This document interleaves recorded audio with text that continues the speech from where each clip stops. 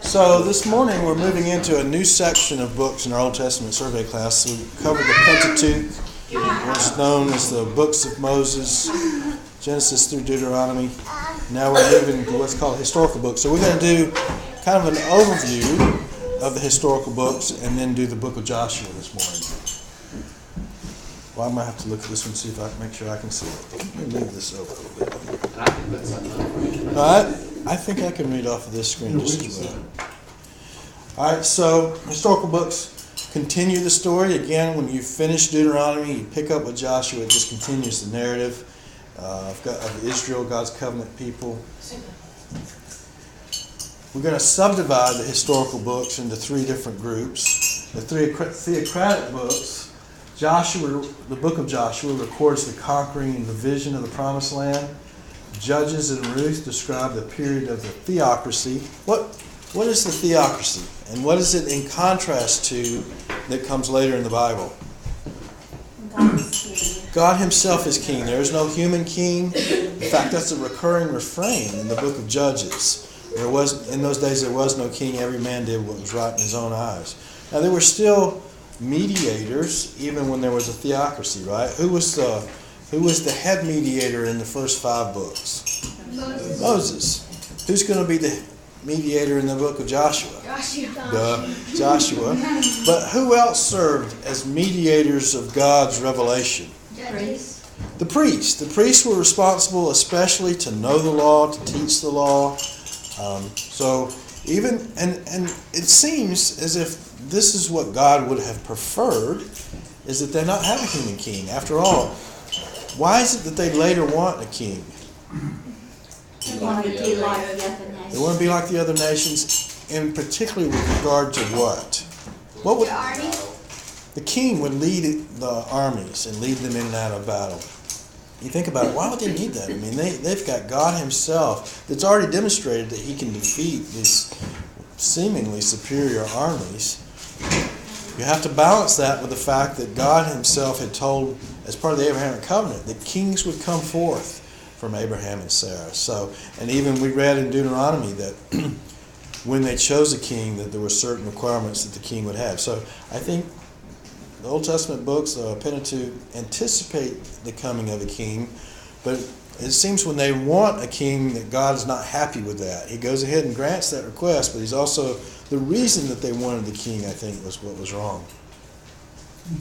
So Judges and Ruth describe the period of theocracy led by regional judges. We'll look at the book of Judges next week. It's an interesting, different kind of book. You have judges that are raised up for different parts of the nation of Israel. Sometimes their reigns overlap, so it wasn't where one succeeded the other necessarily. And that took place before a formal monarchy where Israel had a king was established in Israel. The second division of the historical books are called the monarchical books. That's Samuel, Kings, and Chronicles. Does anybody know what Samuel and Kings are called in the Hebrew canon? Along with...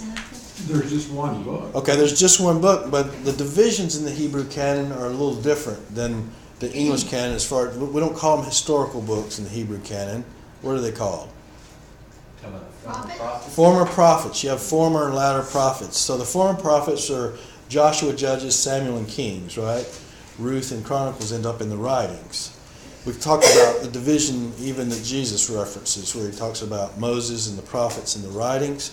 Well, the prophets in the Hebrew canon are subdivided into former and latter prophets. We're working with an English version here, so we're going to just stay with nomenclature of the historical books. Samuel, Kings, and Chronicles record the development and subsequent division of Israel's kingdom, ending with the captivity of the southern kingdom at the hands of the Babylonians in 586 BC. So again, these books advance the storyline that was begun back in Pentateuch. And then the final one is the restoration books. Ezra and Nehemiah is also considered one book in the Hebrew canon, and Esther, that describe God's preservation of Israel during the exile and then the return of a remnant of Jews to their homeland in after 70 years of exile. Remember, the Persian king Cyrus issued a decree allowing them to come back from the land. come back from exile into the land. And just as there was 3 stages of exile, there were also 3 returns. And we'll look at all that when we get to Ezra and Nehemiah. So that's where we're headed. Another slide that I want to show you, and this is one that we looked at earlier, was just how all these books integrate, how they go together. We've looked at the Torah already, Genesis through Deuteronomy. The patriarchs, Abraham, Isaac, Jacob, and Joseph, are the key figures in the last part of Genesis. Moses dominates in Exodus through Deuteronomy. And then these covenants. Again, we've looked at the covenants already, but 4 of the 6 covenants that are made with Israel occur in these first 5 books: Abrahamic, Mosaic, priestly, and Deuteronomic covenants. So that's the Torah. The Torah is extremely important in understanding the whole Bible, whole plan of God. It is the foundation, and all the major doctrines are really in those first 5 books, and they're fleshed out as you keep reading through the Old and New Testaments. Next are the historical books. Those are Joshua through Esther, and there's a move from a theocracy to a monarchy. There's the exile that takes place. Remember, that's anticipated in the first 5 books as well. It was the punishment for covenant disloyalty was being taken out of the land, but there was also an anticipation of restoration in the Pentateuch, and we see that start to take place at the end of the historical books. And then the Davidic covenant. The Davidic covenant is the one covenant that occurs in these books. Very important covenant. It's a promise that David would never lack a man to sit upon the throne, and ultimately culminates with Christ as the ultimate Davidic king. Now, later, when we get to what we would call the prophets, the latter prophets in the English canon, we see that they're subdivided into major and minor prophets. What is the significance of that subdivision? Why is a minor prophet, Isaiah? Because they're really short letters. They're short books, and they, like the 12, is another name for the minor prophets, they could all be written on one scroll. So it doesn't have anything to do with their message being less important. They're just shorter. Whereas the major prophets were long, and you can see that. Isaiah, Jeremiah, Lamentations, Ezekiel, Daniel are longer books than the shorter ones of the minor prophets. Those would have been each written on their own scroll. And of course, the New Covenant is part of the prophets. It's the last covenant, very significant because it kind of takes up and wraps up all the earlier covenants and brings them to fulfillment with the return of Christ and his reigning as the Davidic king, Israel keeping the law and being covenant loyal to their Messiah in a way they never have been in their history. All right, so with that, we'll look at the first of the historical books this morning. It's the book of Joshua. And I want to just read some of chapter 1, and we'll read some of chapter 4. We're not going to read a lot out of here, but just to get the continuity of the story that we left off with Deuteronomy, let's look at Joshua chapter 1 together. Excuse me. And we see that we're moving from the leadership of Moses, who died at the end of Deuteronomy, to the leadership of Joshua. I'll show you a slide later that shows how similar they are in many ways in their ministries. And Joshua was a tremendous leader. He's the one that's going to lead them into taking the promised land. He did a great job through that. Joshua chapter 1, beginning in verse 1. Now it came about after the death of Moses, the servant of the Lord, that the Lord spoke to Joshua, the son of Nun, Moses' servant, saying, what do we know about Joshua already from what we've looked at in the first 5 books? He's faithful to God. Okay, he's faithful to God. What else can you say about him? He was Moses' assistant. Moses' assistant, his right-hand man. That's, you can see that principle in leadership now. It's nice to have somebody that's with the leader all the time and learning from him, so that when that leader passes on, this guy can step in. He's got experience. He had Moses as a really good example. Anything else? He seemed kind of adventurous. He seems kind of adventurous. Like stronger, brave. Okay. He wanted to go take the land. That's right. Remember, of the 12 spies, he and Caleb were the only 2 that said that they could take it. So, And it's very clear as you read Joshua that he is a strong military leader. I mean, he just, as both Donna and Isaiah have said, he was faithful to God and in many ways very commendable. He trusted God. He's the son of Nun, obviously. He's mentioned that way in a couple of places, Moses' servant. So we have some feel for Joshua already, and then we're going to see that we see a lot about his character as we go through this book. Let's keep reading. Moses, my servant, is dead. This is the Lord speaking. Now therefore arise, cross this Jordan, you and all this people, to the land which I'm giving to them, to the sons of Israel. Remember, they're still up in the plains of Moab, and they're getting ready to cross the Jordan to take the promised land. Every place on which the sole of your foot treads, I have given it to you, just as I spoke to Moses. From the wilderness and this Lebanon, even as far as the great river, the river Euphrates, all the land of the Hittites. Hittites are another name for Canaanites. Sometimes it's used as a general term for everybody that lives in the land, sometimes more specifically to a subdivision of Canaanites. As far as the great sea toward the setting of the sun will be your territory. No man will be able to stand before you all the days of your life. Just as I have been with Moses, I will be with you. I will not fail you or forsake you. So you can see this is really Joshua's call to take on the leadership of the nation. The Lord's assuring him that he's going to be with him and strengthen him in the same way that he did Moses. Be strong and courageous. So this may explain part of the reason he had such courage in the book of Joshua, is that he's charged that several times in this first chapter. For you shall give this people possession of the land which I swore to their fathers to give them. Only be strong and very courageous. Be careful to do according to all the law which Moses my servant commanded you. And again, we see how important that law was. Given at Sinai, renewed through the book of Deuteronomy. Now they're responsible to keep that law. And as they keep it, God's going to bless them. When they fail, God's going to punish them. Do not turn from it, from the law, to the right or to the left, so that you may have success wherever you go. This book of the law shall not depart from your mouth, but you shall meditate on it day and night, so that you may be careful to do according to all that's written in it. For then you will make your way prosperous, and then you will have success. Have I not commanded you? Be strong and courageous. Do not tremble or be dismayed, for the Lord your God is with you wherever you go. Now, again, as we've said, Joshua has already demonstrated that he believes God, because he's one of the two spies that said, look, despite the fact that this land is full of giants, and that we're like grasshoppers in their sight, we can take it because the Lord has promised it to us. So he's demonstrated that already. We're going to see as we read through the book of Joshua that he stays faithful to that.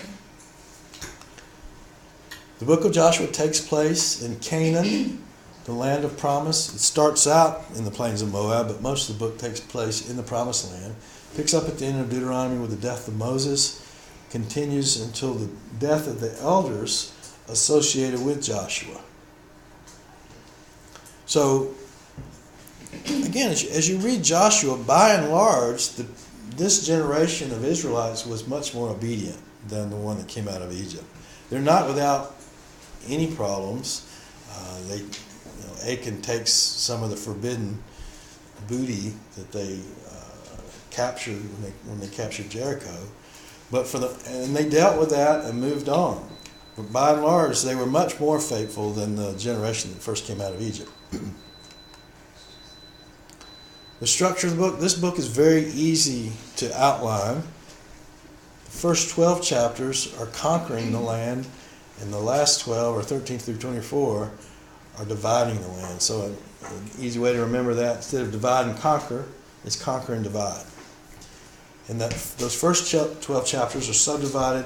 The first 5 chapters just have to do with preparation for an entrance into the land of Canaan. We read a good part of chapter 1 there. Chapter 2 tells the story of another set of spies being sent out to spy out Jericho. Who do they end up staying with?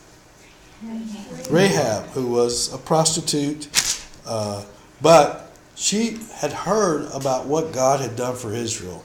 And remember, when the men from the city, they find out about the spies, they come to her house, and She said, yeah, I heard about those spies and I saw them, but they went that way, basically. And she had ended up hiding them on her roof. But it's interesting as you read her account of why she did what she did. The spies are up on the roof, and she goes up and talks to them. She says, now before they lay down, she came up to them on the roof and said to the men, this is in chapter 2, verse 8, I know that the Lord has given you the land, and the terror of you has fallen on us, and that all the inhabitants of the land have melted away before you. How did she know that? I mean, she's in the city of Jericho, hundreds of miles, at least hundreds, I didn't measure it, but hundreds of miles away from where these events took place, down in Egypt and down in Sinai, and then from Sinai up to the plains of Moab. How'd she know about it? Word of mouth. Word of mouth. We've heard how the Lord dried up the water of the Red Sea before you when you came out of Egypt, and what you did to the two kings of the Amorites who were beyond the Jordan, to Sihon and Og. Remember, they had defeated them before they got up to Moab, whom you utterly destroyed. So, in a day where communication is not nearly as easy as it is today, they had heard of the great things that God had done on behalf of the nation of Israel. It's a strong testimony. That's what God wanted to happen. He wanted all the other nations to know what he had done for Israel. And it had happened in her case. And evidently in the case of others that lived in Jericho. When we heard it, our hearts melted, and no courage remained in any man any longer because of you. For the Lord your God, he is God in heaven and on earth, in heaven above and on earth beneath. So that's a very orthodox profession of faith. She's recognizing that Israel's God is the one true God. Of course, she goes on to make a deal, really, for her life and the life of her family, that they would, when they come to conquer the city, spare her life, and they did. In chapter 3, Joshua is exalted. There is another water crossing, just like there was with Moses in the Red Sea. This time it's with the Jordan River. It was the waters were supernaturally separated. The ground became dry. Israel went across, and the Ark of the Covenant is taken by the priest, also crossed across. And they took stones out of the river to take with them to set up as a memorial. And again, that was just to serve, not as something they would worship, but something that would remind them of what God had done for them in bringing them into the Promised Land. And Joshua he's the man now. He's the new guy. And God is affirming him in the eyes of the people so that they'll follow him in the same way that they followed Moses. Chapter 4 describes the 12 stones as the memorial.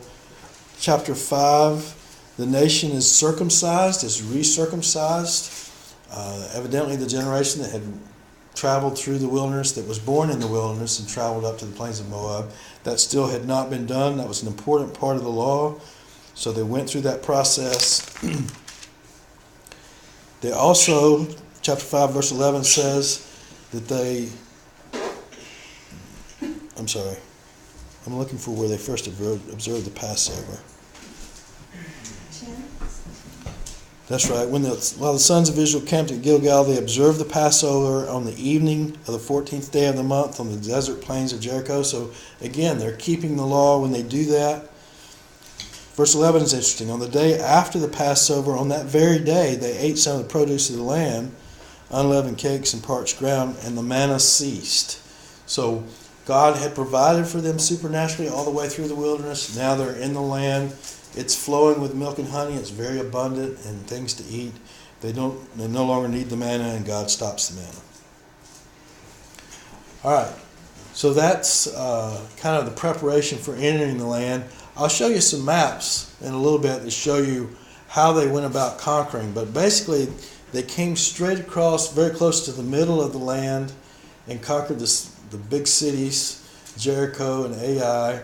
Then they swept down through a number of southern cities. And again, they're not necessarily conquering and killing every Canaanite with this first campaign, but they're capturing the key cities, they're capturing their kings, and then each tribe's going to be responsible for going up into their particular allotment and driving them out. So they're breaking the biggest part of the resistance in this part.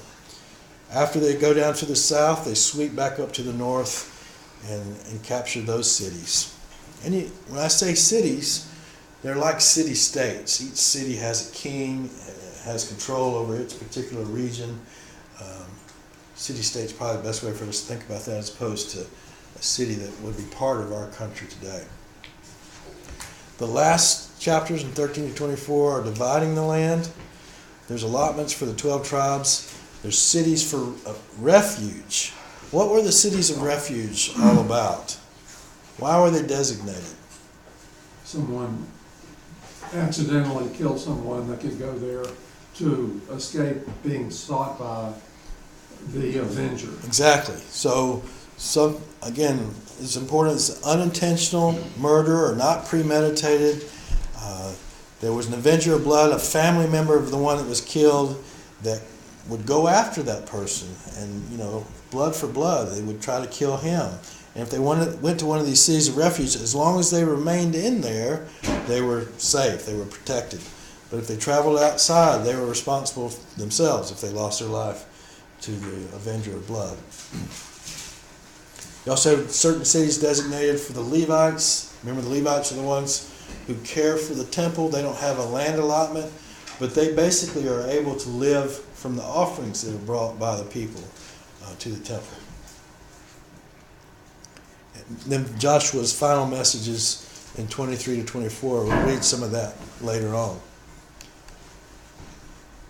All right. I don't know. Y'all can still see that okay? Yeah. Okay.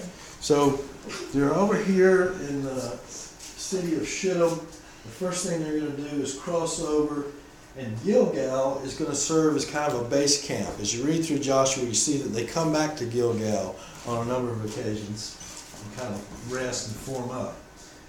They take Jericho. They take the city of Ai. How did they take Ai?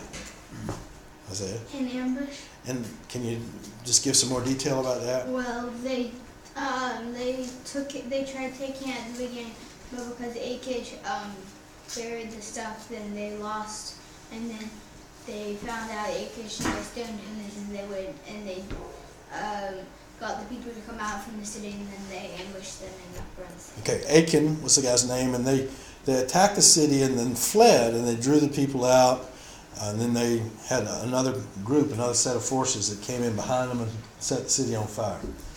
That's good. They then swept down through these cities in the south. They end up, in total, taking 31 kings. I think that includes the north as well. But after they took all the cities of the south, that's when they headed back north. The northern kings, the green line represents, by this time the northern kings are hearing about the nation of Israel, and they're coming together as a confederation of kings, and they have this big battle at Merom.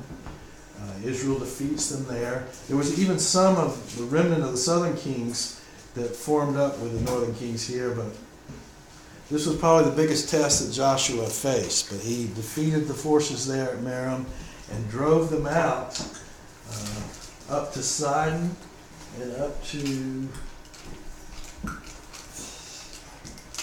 what was it, Kadesh. There was another valley, another area up here, right there at the top of that red line on the right-hand side that they drove them back to. And then finally they make their way down to Hazor. That was the kind of the final destination for the army and for the defeat of the northern kings. Okay? And this map just shows, you've seen this one before, but it just shows the various tribal allotments. You had Reuben and Gad and half tribe of Manasseh that had settled on the east side of the Jordan, promising that they would help them go into battle on the west side as well. They did that. And then Manasseh also has an allotment on the west side.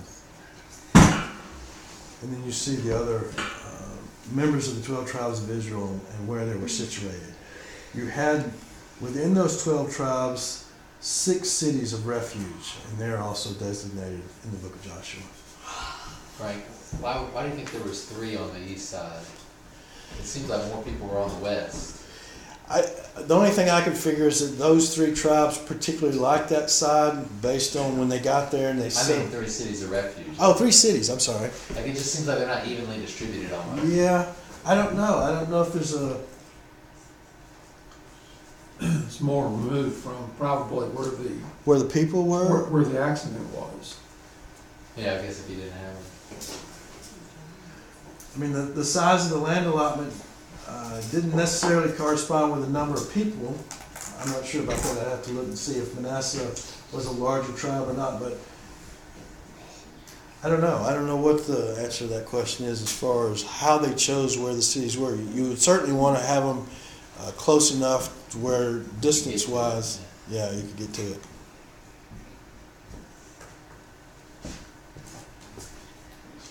Why did Judah have such a big land allotment? Judah? Again, I don't know that. I mean, you can look at the numbering that we looked at back in Deuteronomy to see the size of each one of the tribes. Actually, the numbers. There were more people. So the reason that Ephraim and Manasseh get kind of a double portion is that they really took Reuben's place as firstborn.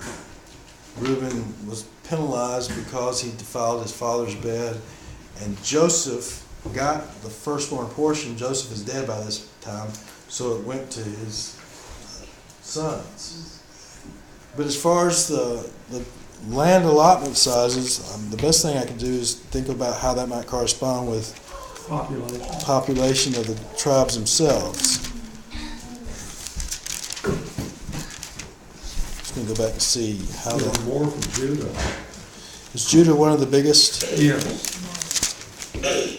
Maybe the biggest. What about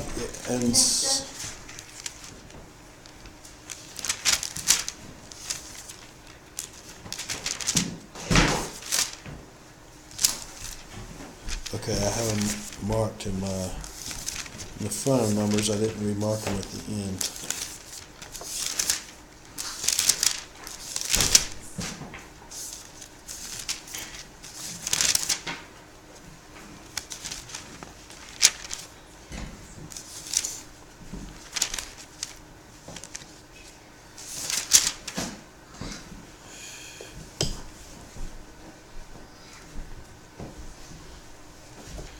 On page 75 of the Is it Benware? Benware, it says 26 and 27 in numbers of new numbering of the people of Israel, and the total for the census was 601,730. It doesn't say by It's right here. tribe. Where'd you find it? 26. Well, as Charles said, Manasseh had 52,000. Manasseh had 52,000 at the end. Yeah. Okay, and Judah, I know Had more. Judah was one, like Charles said, was the largest tribe Oh yeah. in the beginning, 74,600. They had 76. Yeah, so they're the biggest. Certainly some of it would have to do with allotment size. Now, Simeon, though, if you look at, that's a very small allotment, but how big was their sons of Simeon? Yeah, 22,200. So certainly it seems to match up with the number of people, at least in some cases. All right, so as you think through the book of Joshua, what would you say are the major themes? Conquer and divide, certainly conquering the land. This is something God had promised to them back in as far as early as the Abrahamic covenant. Now is being fulfilled. Trusting in God's promises. Trusting in God's promises. Some of the ways that they're going to conquer these cities are not typical battle strategy, right? I mean, the idea of marching around a city and blowing trumpets doesn't usually end well. But it did in this case because God was bringing them victory. What else? Leadership change. Okay, transition of leadership from Moses to Joshua. Moses, you can imagine, I mean, he's been with the people now for 40 years or longer as their leader. He dies. That's going to leave them discouraged, but God is affirming Joshua as the new leader. Anything else? How they fell away, Through what in particular? idolatry, Okay. Well, that's going to become unbelief. especially important in the book of Judges. Well, it said, Joshua 24:29-31 gives insight into how quickly Israel departed from the Lord after the death of Joshua. Okay. So at the very end, after Joshua dies, and again, as we pick it up in the book of Judges, we're going to see that they do fall away. They seem faithful through the period of the elders that existed with Joshua, but they quickly fall away afterward. I'm sure the leadership had something to do with that. What else was a problem? What else led them into this idolatry? They didn't destroy all. They didn't destroy all the Canaanites like they were supposed to. And again, as you open in the book of Judges, it becomes clear that that was a major cause of their downfall. And again, that's linked back to disobedience. Okay? I think you've gotten most of the ones that I have up here. Faithfulness and power of God, we talked about. He's faithful to his promises. He's demonstrated his power all through all of these books. The land both conquered and remaining. Now I want us to read these two passages. Joshua 13:1 says, Now Joshua was old and advanced in years when the Lord said to him, You are old and advanced in years, and very much of the land remains to be possessed. Okay? That's what he says in 13:1. In chapter 21,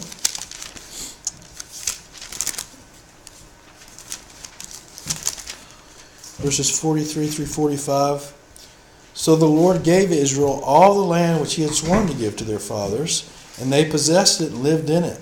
And the Lord gave them rest on every side, according to all that he had sworn to their fathers.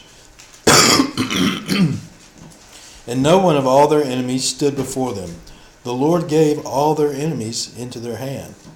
Not one of the good promises which the Lord had made to the house of Israel failed, all came to pass. How do you reconcile those two statements? On the one hand, it seems they say much of the land still remains to be possessed. On the other, it says God gave them all the land that he promised to them, and that all their enemies were defeated.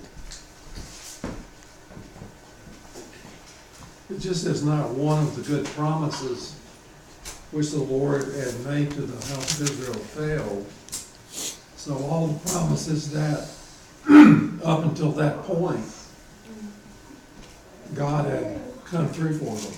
Okay, but what about verse 43? It says, The Lord gave Israel all the land which he had sworn to give to their fathers, and they possessed it and lived in it. They were supposed to have it all the way to the Euphrates, Right? and as far south as the Nile. Okay. So they didn't have it. But it says here that they did. It says that he gave them all the land which he had sworn to give to their fathers. There's 11:23 too says Joshua took the whole land. So, Did they not exercise dominion over it properly? Well, I was gonna say is that, I mean, he from north to south, yeah, but there's just a lot of the land in between in that he hit some major cities, but there was Right. probably a lot more that still needed to be done. exactly. I think that's how you square those two statements together. It's what we said earlier, is that all the major cities were taken. They conquered all those kings, 31 kings in all, but there was still an obligation, responsibility of the individual tribes to go in and further drive out the inhabitants that were in each one of their allotment. So I think that's what he's talking about back in 13:1. Much of the land remains to be possessed in the sense that they have to go out and completely exterminate the ones within their allotments. But as far as Joshua goes, and as far as the north to south of the whole country, they had been given and taken all of that land. So some of the tribes did a better job than others. That's right. That's right. And it just becomes clear as you read through the different ones and how they did it and who was left in the land. What about, there was one incident where they violated something that they were told not to do, and it had to do with inhabitants in the land. They didn't Okay, the Gibeonites. And what did they do there that they weren't supposed to do? enslave them, let them live. Okay, before that, though, they did something. They made a treaty with them. They were told not to make a treaty with any of the inhabitants in the land. Again, because they were to exterminate, they were to prevent that idolatrous influence. Remember, some people have questioned, well, why would God have Israel kill all those people? And they say there's a real moral problem with doing that. But God was judging the Canaanites. They were worshiping these multiple gods. They were involved in all kinds of sexual immorality. Child sacrifice. I mean, they had really degenerated as a society, and God had given them enough time to say, okay, enough. I'm going to bring judgment. I'm going to use Israel as the means to do that. So that's why he did what he did.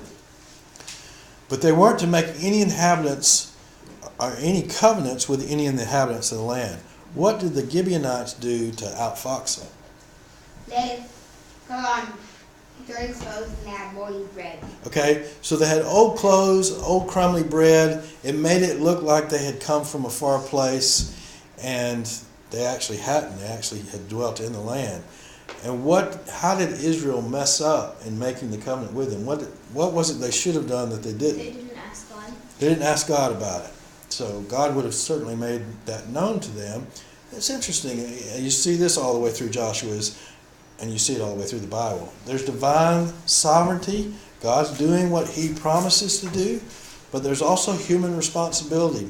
And God doesn't just sit back and let them not do anything. They're responsible to drive out the Canaanites. They're responsible to execute war on the inhabitants of the land.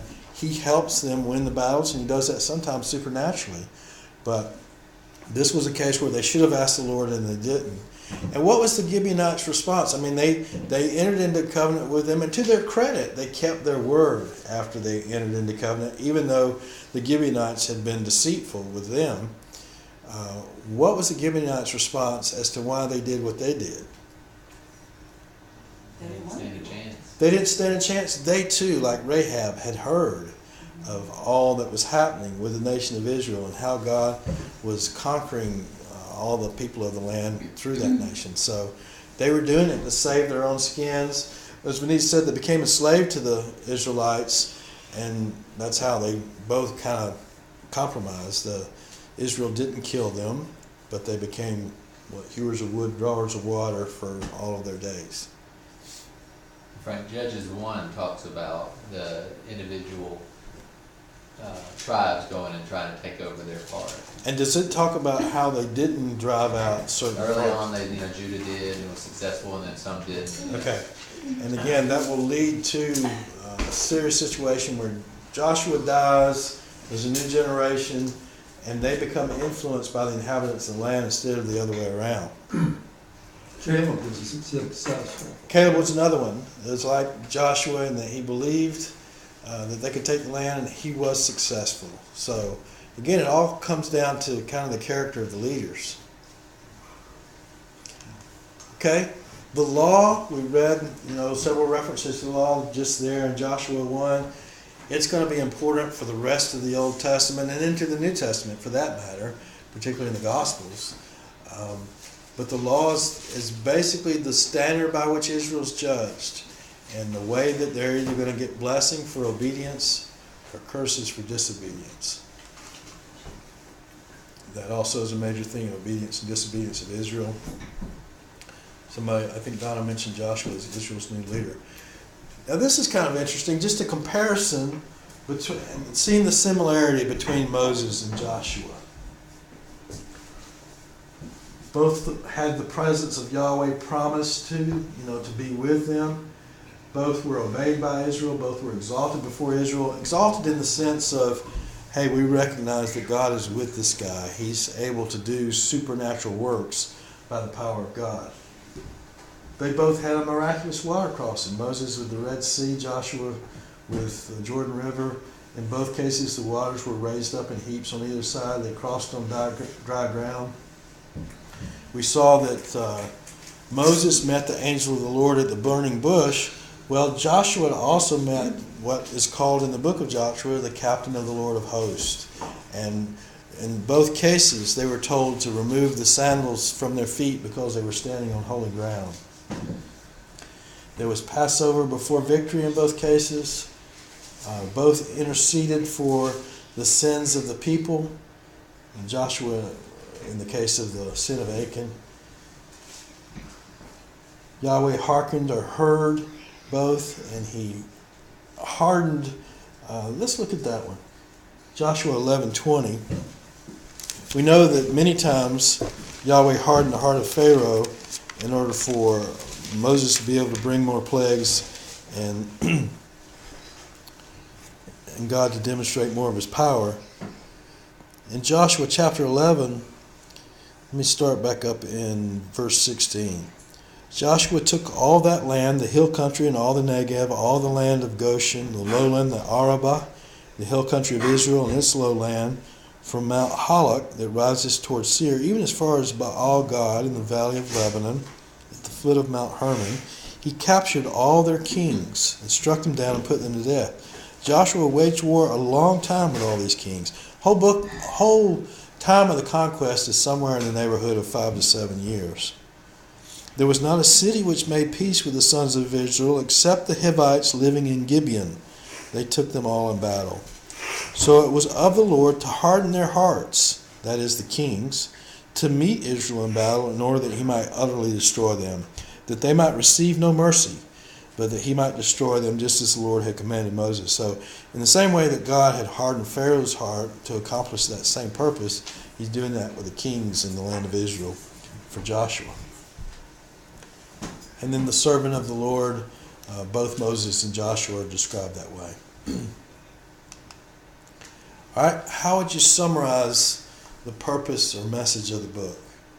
It's change of command from from Moses to Joshua, and the destruction and division of the land. Okay, let's say possession and division of the land, because they didn't really destroy the land itself. They did destroy their inhabitants. That's a very major part of the book.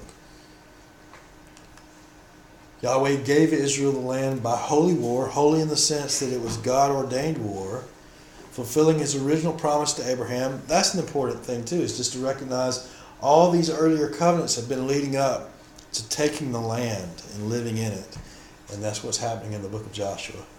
And the land was divided to each of Israel's tribes. All right, let's look now. I may not read all of Joshua 24, but it's an important way to see the ending of this book and the ending of this episode in the history of Israel. It's kind of Joshua's farewell message to them. Joshua gathered all the tribes of Israel to Shechem and called for the elders of Israel and for their heads and their judges and their officers.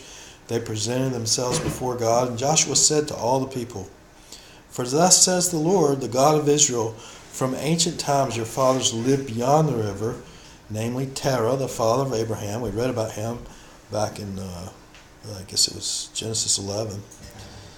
"And the father of Nahor, and they served other gods." So he's reviewing their history. He's taking them back to what they were before they became God's people. "I took your father Abraham from beyond the river, led him through all the land of Canaan, multiplied his descendants, and gave him Isaac. To Isaac I gave Jacob and Esau. To Esau I gave Mount Seir to possess it. But Jacob and his sons went down to Egypt," reviewing their history. "Then I sent Moses and Aaron, and I plagued Egypt by what I did in its midst. And afterward I brought you out. I brought your fathers out of Egypt, and you came to the sea. And Egypt pursued your fathers with chariots and horsemen to the Red Sea. But when they cried out to the Lord, he put darkness between you and the Egyptians, and brought the sea upon them, and covered them. And your own eyes saw what I did in Egypt. And you lived in the wilderness for a long time. Then I brought you out of the land of the Amorites, who lived beyond the Jordan, and they fought with you, and I gave them into your hand. and you took possession of their land when I destroyed them before you. That's the battles that they did right before they reached the plains of Moab. Then Balak the son of Zippor, king of Moab, arose and fought against Israel, and he sent and summoned Balaam the son of Beor to curse you, but I was not willing to listen to Balaam. So he had to bless you, and I delivered you from his hand. You crossed the Jordan and came to Jericho, and the citizens of Jericho fought against you, the Amorite, the Perizzite, the Canaanite, the Hittite, the Girgashite, the Hivite, and the Jebusite. Thus I gave them into your hand. Then I sent the hornet before you, and it drove out the 2 kings of the Amorites from before you, but not by your sword or your bow. I gave you a land on which you had not labored, and cities which you had not built, and you have lived in them. You are eating of vineyards and olive groves which you did not plant. Now, that's all a review of their history and all that God has done for them up to this point. For what purpose? What's he going to do now? Give them a choice. Okay, he's going to give them a choice Challenge them to do what? to trust God and To- to serve Him only. To trust and serve God only. Now therefore fear the Lord, serve him in sincerity and truth. Put away the gods which your fathers served beyond the river and in Egypt, and serve the Lord. If it is disagreeable in your sight to serve the Lord, choose for yourselves today whom you will serve. So it is very much a challenge. Whether the gods which your fathers served, which were beyond the river, or the gods of the Amorites, in whose land you're living. But as for me and my house, we will serve the Lord. And the people respond here very similarly to the way that they did when Moses challenged them also. After God had done everything he'd done, Moses, with the end of his life, he's saying, choose this day whom you'll serve, choose life or death, I set both before you. People answered and said, far be it from us that we should forsake the Lord to serve other gods. For the Lord our God is he who brought us and our fathers up out of the land of Egypt, from the house of bondage, and who did these great things in our sight, preserved us all the way in which we went, among all the peoples through whose midst we passed. The Lord drove out from before all the peoples, even the Amorites who lived in the land. We will serve the Lord, for he is our God.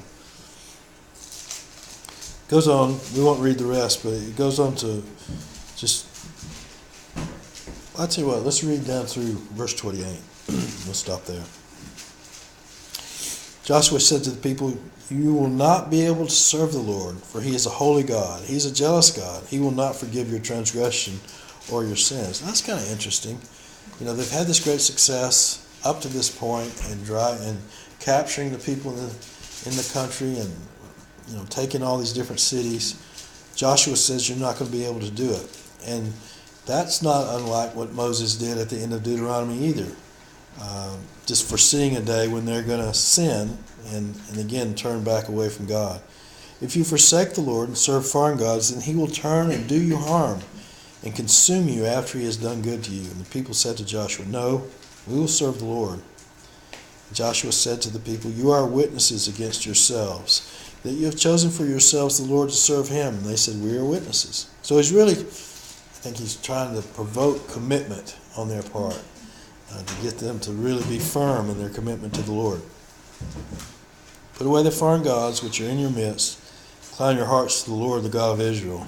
The people said to Joshua, we will serve the Lord our God and will obey his voice. So Joshua made a covenant with the people that day and made for them a statute and an ordinance in Shechem. Joshua wrote these words in the book of the law of God. He took a large stone and set it up there under the oak that was by the sanctuary of the Lord. And Joshua said to all the people, behold, this stone shall be for a witness against us. You can see that this was a common thing to do. When they have a covenant like this, they would either create a pile of stones and have a meal together, or they would bring stones out of the Jordan River and set them up as reminders of what had taken place before. This stone shall be a witness against us, for it has heard all the words of the Lord which he spoke to us, not literally, but it was a way to remind them of what they had said. Thus it shall be for a witness against you, lest you deny your God. Then Joshua dismissed the people, each to his inheritance. So that's where Joshua ends. Next week we'll look at the book of Judges and Ruth, and we'll see that it doesn't take long for Israel to get off track again. And we'll see that they not only get off track, but they they start into this downward spiral that gets worse and worse through time. And ultimately, that's what prompts them to ask for a king. They grow tired of constantly being subjected to the rule of others.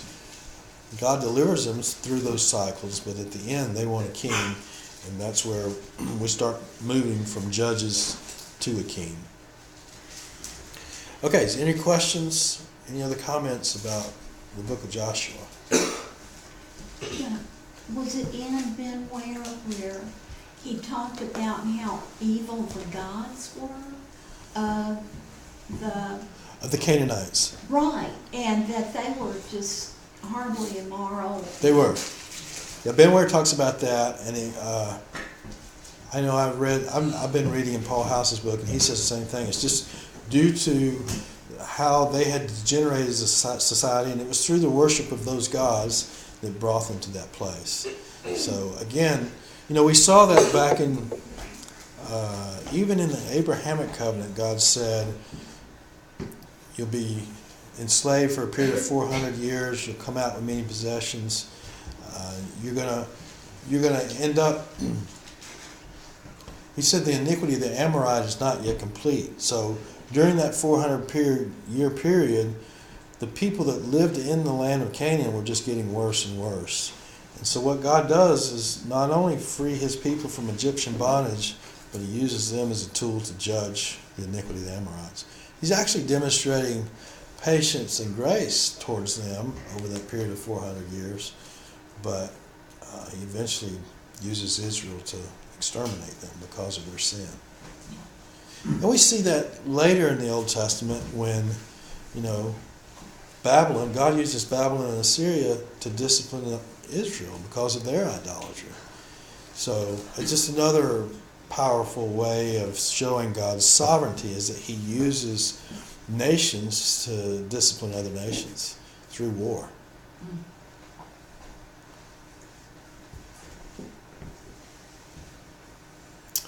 Okay, next week we'll look at Judges and Ruth, and we're going to do our memory verse review now.